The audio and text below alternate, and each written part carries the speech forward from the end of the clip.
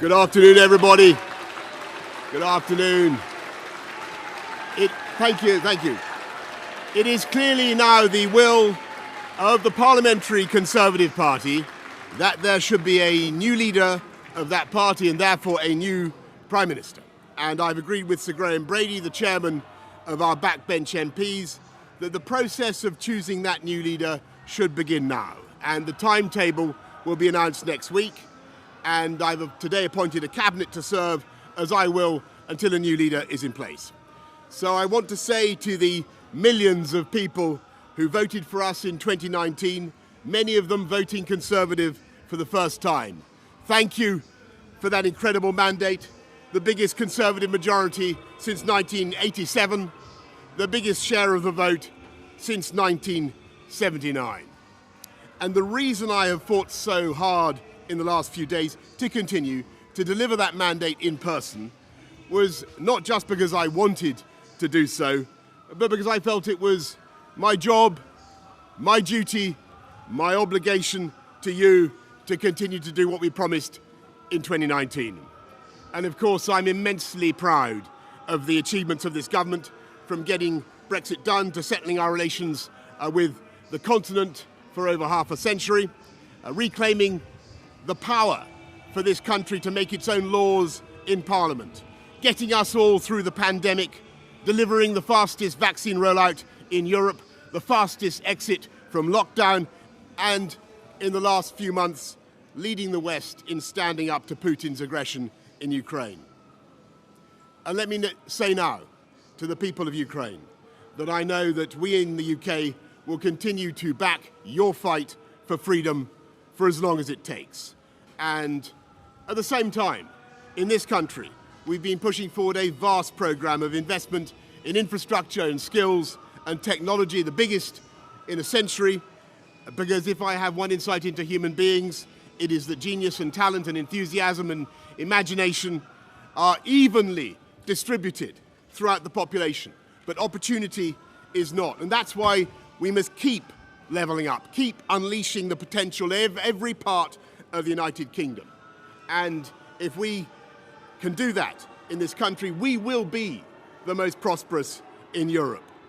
And in the last few days, I've tried to persuade my colleagues that it would be eccentric to change governments when we're delivering so much and when we have such a vast mandate and when we're actually only a handful of points behind in the polls, even in mid-term after quite a few months of pretty relentless sledging, and when the economic scene is so difficult domestically and internationally. And I regret not to have been successful in those arguments, and of course it's painful not to be able to see through so many ideas and projects myself. But as we've seen at Westminster, the herd instinct is powerful. When the herd moves, it moves. And my friends, in politics, no one is remotely indispensable. And our brilliant and Darwinian system will produce another leader equally committed to taking this country forward through tough times, not just helping families to get through it, but changing and improving the way we do things, cutting burdens on businesses and families, and yes, cutting taxes, because that is the way to generate the growth and the income we need to pay for great public services. And to that new leader, I say, whoever he or she may be, I say I will give you as much support as I can. And to you, the British public, I know that there will be many people who are relieved and perhaps quite a few who will also be disappointed. And I want you to know how sad I am to be giving up the best job in the world. But them's the breaks. I want to thank Carrie and our children and all members of my family who have had to put up with so much for so long.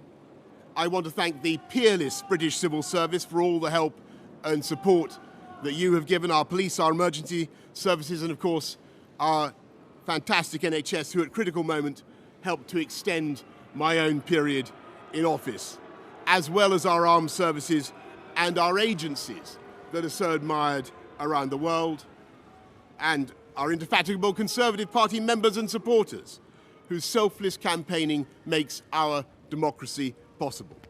I want to thank the wonderful staff here at Chequers, here at Number 10, and of course at Chequers, and our fantastic prop force detectives, the one group, by the way, who never leak. Above all, I want to thank you, the British public, for the immense privilege that you have given me. And I want you to know that from now on until the new Prime Minister is in place, your interests will be served and the government of the country will be carried on. Being Prime Minister is an education in itself.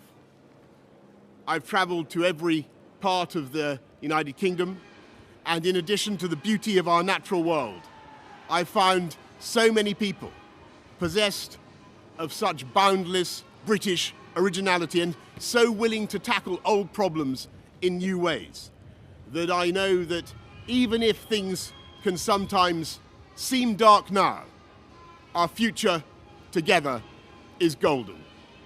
Thank you all very much. Thank you.